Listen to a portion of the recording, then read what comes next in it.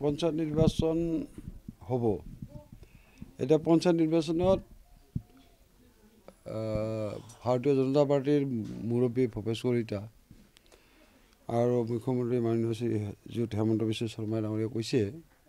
যে পঞ্চায়ত নিৰ্বাচন লোকেলি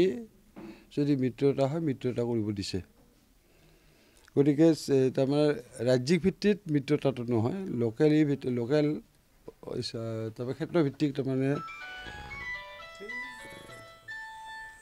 মিত্ৰতা কৰাৰ ক্ষেত্ৰত তেওঁলোকৰ সন্মতি আছে এই ক্ষেত্ৰত যেহেতু এনেধৰণৰ বিষয়টো হৈছে ক্ষেত্ৰভিত্তিত এলায়েন্স কৰা নকৰাৰ বিষয়টো আহি পৰিছে গতিকে যেতিয়া নিৰ্বাচন হয় তাৰ আগমুহূৰ্তত নিশ্চয় ইয়াত আমি অসম গণ পৰিষদ ভাৰতীয় জনতা পাৰ্টিৰ মাজত নিশ্চয়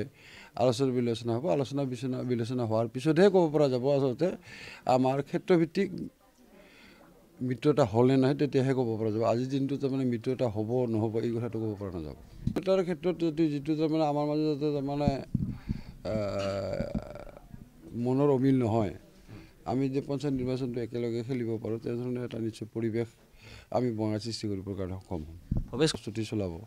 গতিকে এইটো স্বাভাৱিক কথা গতিকে আমিও ইয়াত নিশ্চয় ইয়াত আমি অসম গণ পৰিষদ দলেও ২৬ৰ নিৰ্বাচনৰ প্ৰতি লক্ষ্য ৰাখিয়ে আমি পঞ্চায়ত নিৰ্বাচনত অৱতীৰ্ণ হ'ম নাই মই সেই কথাটো বঙাই মিত্ৰতা কৰা আমাক জনোৱা নাই আমি এই কথাটো এই ক্ষেত্ৰত আমি মন্তব্য দিয়াটো উচিত নহ'ব আমি যিহেতু পঞ্চায়ত নিৰ্বাচন সংক্ৰান্তত আমি দুয়োটা দলৰ মাজত এতিয়া আলোচনা হোৱাই নাই আমি মই মিত্ৰতা হ'ব মই মিত্ৰতা নহ'ব এনেধৰণৰ মন্তব্য কৰাটো নিশ্চয় আজিৰ দিনটোত এই মুহূৰ্তত ঠিক নহ'ব আপোনালোকে কি বিচাৰিছে মিত্ৰতা হোৱাটো বিচাৰিছে নেতৃত্বৰ পৰা তাৰমানে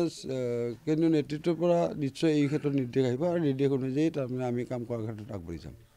ক্ষেত্ৰত তাৰমানে বৰপেটা লোকসভা সমষ্টি যি 10টা সমষ্টি আছে প্ৰতিটো সমষ্টিতে তাৰমানে আমাৰ দলৰ কৰ্মীবিলাক আমাৰ দলৰ সদস্যবিলাক আমাৰ নেতা কৰ্মীসকল তাৰমানে পঞ্চায়ত নিৰ্বাচনৰ প্ৰতি লক্ষ্য ৰাখি দলটো আগবঢ়াই লৈ গৈ আছে হ'লে বা নহ'লে তিক্ততা আমাৰ মাজত নহয়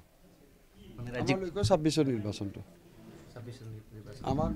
অকল অসম মানে ভাৰতীয় জনতা পাৰ্টি অসম গণ পৰিষদৰ আমাৰ মিত্ৰজোঁট যি ৩টা দল আছোঁ আমাৰ প্ৰতিটো দলৰে লক্ষ্য ২৬ৰ নিৰ্বাচন আপুনি বিচৰা বাতৰি পাব কেৱল নিউজ 18 এপত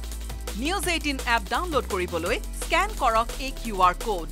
গুগল প্লে ষ্টৰতো পাব এই নিউজ 18 এপ